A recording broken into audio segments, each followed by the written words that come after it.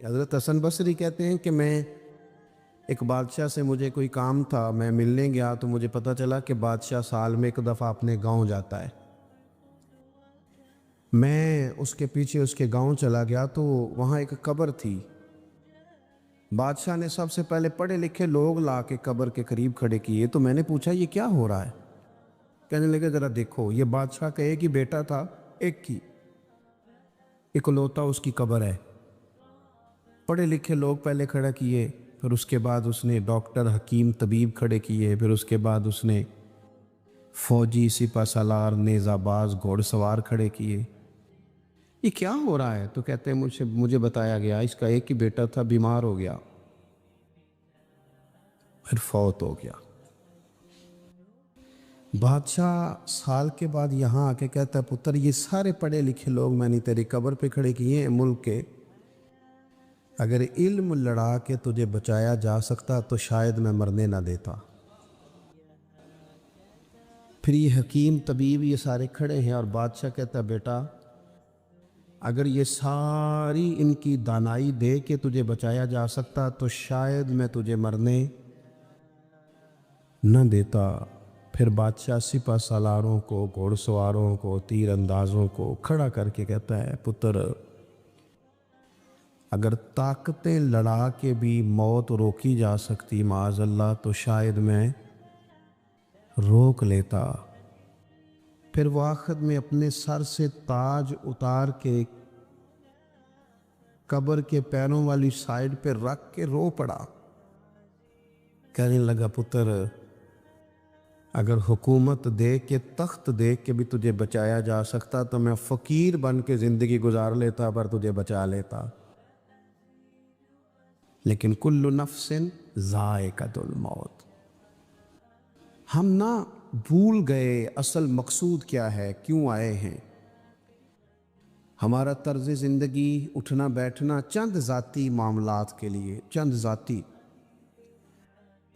میں کہتا ہوں کہ اگر دین پر بھی عمل، دیکھو نا وظیفہ پڑھنے سے روزی میں برکت ہوتی ہے شک کوئی نہیں، صدقہ دینے سے بلائیں دور ہوتی ہیں شک، بالکل ٹھیک باتیں اپنی جگہ پہ۔ کیا صدقہ رب راضی کرنے کے لیے دینا ہے کہ بلا دور کرنے کے لیے؟ شک کوئی نہیں اس میں کہ آپ اللہ کی راہ میں خیرات کریں گے تو روزی میں برکت ہوگی، تو آج آ کے وہ وظیفہ بھی صرف روزی میں برکت کے لیے ہی پڑھنا ہے؟ وہ جو سب سے بڑی رضا ہے رب کی، دیکھو ضروری نہیں ہوتا۔ میرے حضرت صاحب رحمۃ اللہ علیہ ایک دفعہ بھی میرے گھر نہیں آئے، اور آپ حیران ہوں گے کہ میں سمجھتا ہوں کہ شاید بہتر ہوا، کیونکہ میری اتنی حیثیت نہیں نا، اوقات نہیں نا، میں کو جیتے دل بر سونا، میں کیوں کر اس نو بھاواں، او ویڑے میرے وڑدا نہ ہی پئی لکھ وسیلے پاواں۔ میں سمجھتا ہوں کہ اگر ان کی بات مان لی، ان کے طریقے پہ عمل کر لیا، ان کی کوئی رضا مل گئی اپنے بزرگوں کی، اساتذہ کی، تو یہ زیادہ ضروری کام ہے، یا زیادہ ضروری کام یہ ہے کہ فوٹو ساتھ آ جائے، یا زیادہ ضروری کام یہ ہے کہ وہ کسی جگہ ریکارڈڈ، باقاعدہ ریکارڈڈ میری تعریف کر دے کہ بلے بلے؟ یہ تو ٹھیک ہی نہیں۔ چیزوں کو جب تک ان کی اصل میں نہیں لیا جاتا، اصول میں، اتنی دیر تک معاملات بہتر ہے۔ ہم آئے ہیں دنیا میں بڑے بڑے کام کرنے، ہمیں کوئی کام کرنا چاہیے، ہمارا بڑا وقت ضائع ہوتا ہے،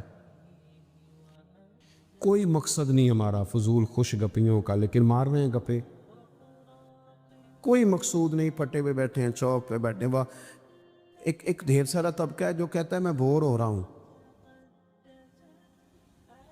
تو میں اکثر کہتا ہوں کہ بور ہونے کے لیے بھی تو ٹائم چاہیے نا، ہمیں ملتا ہی نہیں، بور ہونے کا بھی نہیں ٹائم ملتا، کیسے ہو، ٹائم ہی کوئی نہیں، بیمار ہونے کا نہیں ملتا۔ رات کو طبیعت خراب ہو گئی تھی، یہ گلا سارا، مسلسل کئی دنوں سے سفر میں ہوں، تو صبح کوشش کی، اپنے آپ کو ہمت دلائی، مسلسل میرے خیال ہے آج چوتھا پانچواں دن ہے میں سفر میں ہوں، روز کئی گھنٹے کا سفر، تو میں نے ہمت دلائی اپنے آپ کو، تو تو مجھے کہہ رہے تھے گھر والے کہ ذرا آرام کر لے، میں کہ دے بھی تو ٹائم چاہیے نا،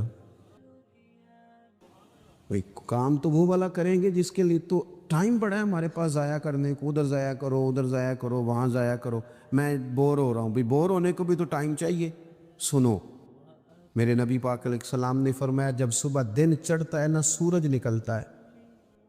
آج کون سا دن ہے؟ اللہ آپ کو خوش رکھے، پیر شریف ہے، اگست کی کتنی ہے؟ ماشاءاللہ محرم کی 23، یہ بھی یاد رکھا کریں اسلامی تاریخ میں۔ یہ جو 2022 کا 22 اگست ہے نا، یہ آج آپ کو ملا ہے، دوبارہ یہ تاریخ کبھی نہیں ملے گی۔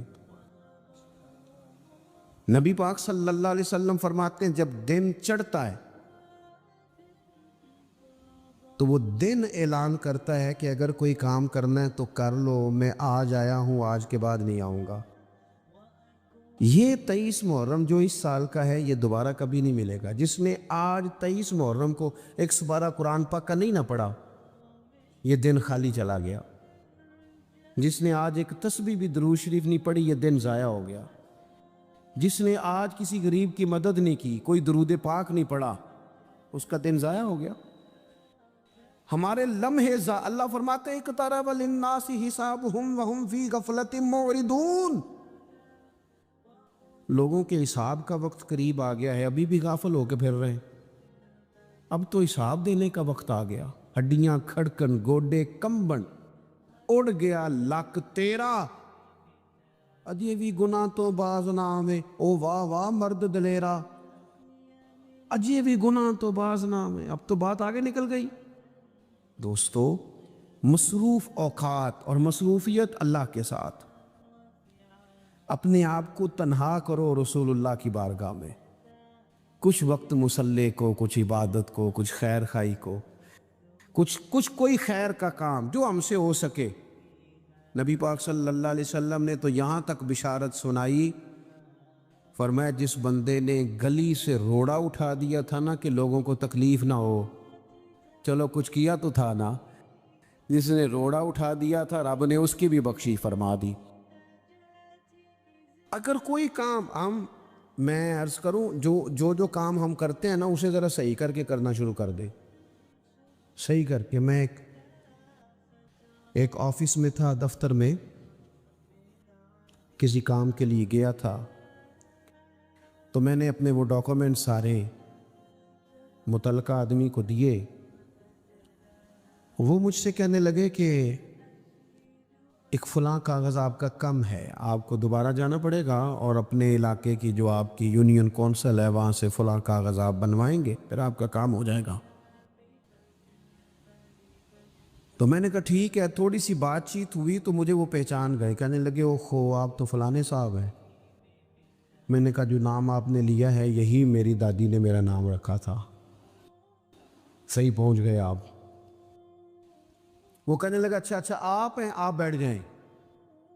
میں بیٹھ گیا، انہوں نے خود ہی وہ کوئی کمپیوٹر سے چیزیں ٹائپ کریں اور وہ ایک فارم نکالا، مجھ سے سائن کرائے، کہنے لگے آپ کا کام ہو گیا، آپ تشریف لے جائیں۔ میں نے ان سے کہا کہ شکریہ تو میں آپ کا ضرور ادا کروں گا، پر میں زیادہ خوش نہیں ہوا، میرے پاس 2 لوگ تھے، گاڑی بھی تھی، میں بھیجتا، یہ کاغذ آ بھی جاتا، علاقے میں بھی فون کرتا، مجھ سے محبت کی جاتی ہے، مجھے فارم جلدی مل جاتا۔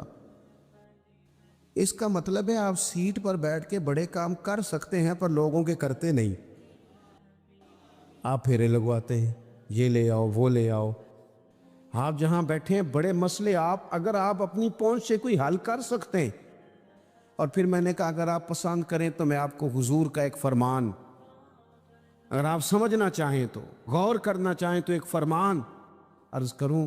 میرے نبی پاک علیہ السلام نے فرمایا جو بندہ بیواؤں کی مدد کے لیے نکلے، یتیموں کی خدمت کے لیے نکلے، یہ سرکاری ملازم فوت ہو گیا تو بیوی کے لیے بڑی مصیبت نہیں بن جاتی؟ ایک تو دن عدت کے، پھر کاغذ بنوانے، پینشن جاری کرانا، بچوں کے لیے مصیبت نہیں کھڑی ہو جاتی؟ فرمایا جو بندہ بیواؤں کی مدد کے لیے نکلے، یتیموں کی مدد کے لیے نکلے، غریبوں کی خبر گیری کے لیے نکلے، میرے رسول کریم علیہ السلام فرماتے ہیں رب اسے اتنا ہی ثواب دے گا جتنا اپنے رستے میں تلوار لے کے جہاد کرنے والے کو ثواب عطا فرماتا ہے۔ آپ توجہ کریں جی، بس بات میں نے بڑی جلدی ختم کر دینی ہے۔ تو کوئی بہترین عمل زندگی میں، کوئی کار خیر جو ہم سے ممکن ہو سکے اپنی زندگی میں ضرور کریں۔ کوئی ایسا کام کر جائے، کوئی ایسا کام دیکھیں نا، نبی پاک علیہ السلام نے فرمایا، آپ میری طرف دیکھیں جی، تو کوشش کریں کہ زندگی میں کوئی خیر کا کام، کوئی اچھا عمل۔ حضور صلی اللہ علیہ وسلم نے فرمایا جس نے اللہ کی رضا کے لیے مسجد بنائی نا، اللہ اس کے لیے جنت میں مکان بنائے گا۔ اچھا جی، کتنی کو بڑی مسجد ہو، 2 کنال پہ، 4 کنال پہ، تو ایک حدیث میں اس کی بھی وضاحت کر دی، فرمایا اتنی مسجد بنا دی جتنا چڑیا کا گھونسلہ ہوتا ہے۔ کیا مطلب کہ مسجد کے اتنے حصے پر اگر کسی شخص نے کچھ خرچ کر دیا اسے بھی اللہ یہ اجر دے گا۔ کوئی کارنامہ زندگی میں، کوئی خیر کا کام، اور جلدی سے انتظار نہ کرے کہ میں بڑا چھوٹا ہوں، ابھی میرے ہاتھ پیسے نہیں، ابھی اور کچھ نہیں، نیکی کر گزرے۔ اللہ کے محبوب علیہ السلام نے فرمایا نیکی کو چھوٹا نہیں سمجھنا، کچھ نہیں نہ ہو سکتا تو تلخیاں چھوڑ دو، اپنے بھائی سے مسکرا کے میلی لیا کرو، دوست احباب سے ہنس کے ملو، اسی سے برکت ہو جائے گی۔ بہترین عمل کوئی کار ہے نمایاں، اور یہ ضروری نہیں آپ کے کام کا نتیجہ آپ کو فوراً مل جائے، کچھ نتیجے قیامت میں بھی ملیں گے۔ نبی پاک علیہ السلام نے نا صحابہ کرام علیہم رضوان کو حج کی فضیلت بتائی، کعبے کا طواف کرنے کا یہ ثواب ہے، حجر اسود کو چومنے کا یہ ثواب ہے، مینا، مزدلفہ، عرفات، سعی، طواف، سب کے حضور نے فضائل بیان کیے۔ تو جو جمرات پر رمی کی جاتی ہے نا، جس کو اپنی زبان میں ہم کہتے ہیں شیطان کو کنکر مارنا، اس کی فضیلت نہیں سنائی، تو نبی پاک علیہ السلام سے صحابہ نے عرض کی یا رسول اللہ اس کی کیا فضیلت ہے؟ تو حضور نے فرمایا یہ تو تمہیں قیامت کے دن پتہ چلے گا نا، جب یہ نیکی بھی تلے گی، کچھ ریزلٹ قیامت میں نکلیں گے۔ عمل کر جائیں، یہ نہ کہیں سویرے امام حسین قربانی دے گئے لیکن یزید 4 سال پھر بھی حکومت کر گیا، لیکن ان کی قربانی کا حال یہ ہے کہ گلی گلی امام حسین کا پیغام عام ہو گیا۔ وہ 4 سال حکومت کر گیا پر کوئی اس کا وارث بننے کو تیار نہیں ہے۔ تو ضروری نہیں نتیجہ سویرے نکلے عمل۔ وہ محمود غزنوی گزر رہے تھے نا، تو ایک بابا درخت لگا رہا تھا تو ہاتھ کانپ رہے تھے، لیکن کچھ کر تو رہا تھا نا، درخت لگاتا ہے ہاتھ کانپ رہے ہیں۔ تو محمود غزنوی قریب آئے، اچھا لگا، کہنے لگے بزرگوں نہ تو آپ ان کی چھاؤں میں بیٹھ سکیں گے درخت کی، نہ پھل کھا سکیں گے، تو اتنی محنت کیوں کر رہے ہیں؟ تو بابا جی بڑے سمجھدار تھے، مسکرا پڑے، کہنے لگے میں نہیں بھی پھل کھاؤں گا تو چلو میرے پوتے تو کھائیں گے نا، چلو میں نہیں کھاؤں گا، میں نہیں چھاؤں میں بیٹھوں گا تو کوئی مسافر ہی بیٹھ جائے گا، کوئی مجھے خیر ملے گی، مجھے امید ہے اللہ فضل کرے گا۔ محمود بڑا خوش ہوا، انہوں نے ایک اشرفیوں کی تھیلی تحفے میں دے دی، بابا جی رکھ لو۔ تو بابا جی کہنے لگے تو ابھی کہہ رہا تھا تجھے پھل نہیں ملے گا، تو میں نے ابھی لگایا نہیں، پھل اللہ نے پہلے دے دیا ہے۔ رزلٹ تو ملتا ہے، پھل تو ملتا ہے، لیکن ہم کوئی بوٹا لگانے کو تیار ہے، کوئی خیر کا بوٹا، کوئی اچھائی کا درخت، کوئی کام کرنے کو تیار ہی نہیں۔ نبی کریم صلی اللہ تعالی علیہ وسلم کے غلاموں سنو، جب بابے نے کہا نا تو کہتا تھا نتیجہ نہیں ملے گا، تو مجھے تو مل بھی گیا ہے، تو محمود اور خوش ہو گئے، انہوں نے ایک اشرفیوں کی تھیلی اور دے دی۔ بابا کہنے لگا محمود دیکھ میرے خلوص کی برکت، لوگوں کے باغ میں سال میں 1 دفعہ پھل ہوتا ہے، میرے میں 2 دفعہ ہو گیا ہے۔ اس نے ایک تیسری تھیلی بھی دے دی۔ شرط یہ ہے کہ ہم کوئی خیر کا کام کریں، کوئی اچھائی کا کام کر جائیں، کوئی بہتری ہو جائے، کوئی ایسا اسلوب اختیار کریں جس سے کسی کو نفع ہو جائے، لیکن ہمارا مزاج یہ ہے کہ ہم بھلائی کرنے کو تیار۔ ایک بات آپ سے عرض کرنی ہے، کر لوں، کچھ نہ ہو سکے تو دوستوں کی صلح کرائیں، لڑائی نہ کرائیں۔ میں ایک جگہ میں بیٹھا تھا تو کچھ اور دوست بھی ہمارے وہاں بیٹھے ہوئے تھے، تو وہ اٹھ کے چلے گئے۔ تو جو میرے ساتھ باقی بندہ بچ گیا نا، اس نے ان کی غیبت شروع کر دی، تو میں بڑا پریشان ہو گیا۔ اس نے کہا جی یہ اس طرح کا ہے، یہ دیکھو کتنی کہانیاں سنا رہا تھا، اس طرح کا ہے، اس طرح کا ہے، اس طرح کا ہے۔ میں پریشان ہو گیا۔ وہ مجھے کہنے لگا آپ کیوں اتنے پریشان ہو گئے؟ میں نے کہا اس لیے پریشان ہو گیا ہوں کہ وہ چلے گئے ہیں، تو نے ان کا چھوڑا کچھ نہیں، اب میں جاؤں گا تو پتہ نہیں پیچھے تو میرا کیا حال کرے گا۔ اس لیے کہ میں سمجھ گیا ہوں تیری طبیعت کیا ہے۔ ہم اس وقت تو مزہ لے رہے ہوتے ہیں نا جب کوئی ہمیں سنا رہا ہوتا ہے، لیکن جب کوئی ہماری سنائے گا پھر ہمارے لیے مصیبت کھڑی ہو جائے۔ ہم اس وقت تو کانوں کا ذائقہ لینے کے لیے سن لیتے ہیں فلانے کی غیبت، لیکن یاد رکھنا جو آپ کے پاس آ کے کسی کی سنا رہا ہے وہ آپ کو معافی نہیں دے گا، وہ چھوڑے گا نہیں، ہر چیز کھول کے رکھ دے گا۔ تو میں نے کہا میں اس لیے پریشان ہوں کہ آپ معافی نہیں دے رہے، تو میرا کیا کریں گے؟ تو خیر وہ بندہ کچھ سمجھدار تھا، کہنے لگا آپ نے میری توجہ کرائی ہے، آئندہ ایسا کام نہیں کروں گا۔ دوستوں کے بیچ نا نبی پاک علیہ السلام نے فرمایا کسی کی عزت کسی جگہ خراب کی جا رہی تھی تو اس کا دفاع کر، تو کہ نہیں یار ایسی بات نہیں ہے، تم غلط کہہ رہے ہو۔ ہم نہ فوراً بلکہ منفی بات جلدی قبول کرتے ہیں، کہتے ہیں نہیں اور بھی دسنا تینوں میں دو۔ حضور نے فرمایا تو کسی کی عزت کہیں خراب ہو رہی تھی تو دفاع کر، جہاں تیری عزت کا مسئلہ بنے گا رب تیری عزت کا دفاع فرمائے ہو۔ تو بتائیں جس کی عزت کا محافظ اللہ تعالیٰ بن جائے، لیکن شرط یہ ہے کہ ہم محافظ بنیں، لوگوں میں صلح کرائیں۔ کچھ بھی نہیں بگڑتا، بھائی بھائی ناراض ہونا، وہ ایک بھائی آ کے کہتا ہے جی میرے اوپر بڑا ظلم کیا میرے بھائی نے، تو اب دوسرے دوست کیا کہتے ہیں، وہ چلتی پہ تیل ڈالتے ہیں، کہتے ہیں میں نے تو پہلے نہیں پتا سی، میں تو گل نہیں سا کرتا کہ تیرا بھرا ہے، وہ اور بیچارہ بگڑ گیا۔ حالانکہ حکم یہ ہے کہ ان کو قریب کیا جائے، ان کو کہا جائے وہ یار نہیں مجھے پتہ ہی نہیں، تو بیمار تھا تو میں نے اسے روتا کتنے دیکھا ہے، تیرے شادی پہ اسے میں نے خوش کتنا دیکھا ہے، اس کے جذبات ہم بھول جاتے ہیں نا بھائیوں کی باتیں۔ بھائی بڑے پیارے ہوتے ہیں، بھائی پائیاں دیاں باواں ہوندے نے، ان پر غور کرنا چاہیے۔ تو دو لوگوں کو قریب کر دیں، ان کی صلح کرا دیں، اچھے جذبات۔ ایک اور اپیل آپ سے کروں گا، اگر کسی کی بہن کسی کی عزیزہ اپنے شوہر کی سے ناراضگی کا اظہار کرے تو اسے اس کے خاوند کی اچھی اچھی باتیں بتائیں تاکہ ان کے دل قریب ہوں۔ اگر آپ کا بیٹا اپنی بیوی کے بارے میں کچھ شکوہ کرے تو اسے کہیں نہیں نہیں نہیں وہ تو تیرے حق میں یہ کہتی ہے، کیونکہ وہ اگر دور ہو جائیں گے تو ہم نے تو 2 منٹ بات کر کے رخصت ہو جانا، انہوں نے ساری زندگی کٹے رہنا ہے۔ قریب کرنے کی کوشش کریں، لوگوں کو دور کرنے کی کوشش یہ ایک بہترین عمل ہے جو زندگی میں کر جائیں، لوگوں کو جوڑ جائیں، پیار کر جائیں۔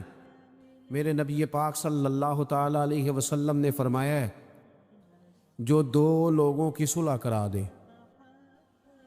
قربان جائیں۔ کرایا کیا؟ صلح۔ حضور فرماتے ہیں تو جو لوگوں کی صلح کرا دے اللہ اسے کامل حج کا ثواب عطا فرمائے گا، لیکن شرط یہ ہے کہ اس میں خلوص ہو، للہیت ہو۔ زندگی میں ہم نے کوئی کام کرنا ہے، ہم نے صبح اٹھنا ہے تو جد و جہد کرنی ہے۔ حضرت عمر بن عبدالعزیز کی عمر پورے 40 سال نہیں ہوئی، 39 سال ہوئی ہے، ممبروں پہ ذکر ہوتا ہے، پوری 40 نہیں 39 سال انہوں نے حکومت بھی کی، 5 سپارے قرآن پاک بھی روز پڑھا، ہزاروں کی تعداد میں درود و سلام بھی روز پڑھا، غریبوں کی مدد بھی کی، مہمان خانے بھی بنائے، مسجد۔ جس نے کام کرنا ہے پھر اس نے انتظار، جلدی سے کام کریں، جلدی سے کوئی شروع کریں، اپنی زندگی کے معاملات کو مینج کریں۔ ہمیں اللہ نے بڑی بڑی صلاحیت دی ہوتی ہے، پر وہ سارا زنگ لگ جاتا ہے، ادھر بیٹھے گپے کی، بھاگے دوڑے، کھائے پیے فارغ ہو گئے، اس سے نقص واقع ہوگا۔ آخری بات آپ حضرات کی خدمت میں یہ عرض کرنی ہے، میرے دوستو، زندگی نا تیزی سے گزر رہی ہے، ہم مانتے نہیں۔ ویسے یہ ہے کہ بہت سارے لوگ ایسے ہیں جن کی صحت اب ویسی نہیں رہی جیسی پہلے تھی، مانتے نہیں ہم، لیکن ہم نے کافی سارے جنازے پڑھے، جنہاں باجوں ایک پل نہیں سا رہندے، انہوں شکلاں یاد ہی نہیں رہیاں۔ ہم نہ سمجھتے ہیں دوسرے کے ختم پہ ہیں، شاید ہمارا پڑھا ہی نہیں جانا، دوسروں کے جنازے پہ ہیں تو بس اسی کا جنازہ ہونا تھا، میرا ہونا ہی نہیں۔ تھوڑا سا نا سامان عبرت بھی حاصل کریں، لائٹ بند کر کے بھی رات کو صرف موبائل نہ دیکھا کریں، 10 منٹ نہ سوچنے پہ لگائیں کہ اگر آج جانا پڑے رب کی بارگاہ میں تو میری کو تیاری ہے۔